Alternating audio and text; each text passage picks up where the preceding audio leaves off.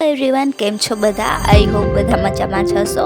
And હું free થઈને આવી ગઈ છું મારા સ્ટડી ટેબલ ઉપર. એન્ડ આજે રીડ કરી રહી છું યુવા ઉપનિષદની 11 to 12ની ઇતિહાસની બુક, જેમાં પ્રાચીન, મધ્યકાલીન અને અર્વાચીન વિશે બહુ સરસ રીતે માહિતી આપેલ છે. અત્યારે રીડ કરી રહી છું પ્રાચીન ભારતનો ઇતિહાસ, જેમાં અભિલેખો, શિલાલેખો, ઉપનિષદ, બહુ સાહિત્ય વગેરે ઘણી બધી માહિતી બહુ સરસ રીતે આપેલ છે.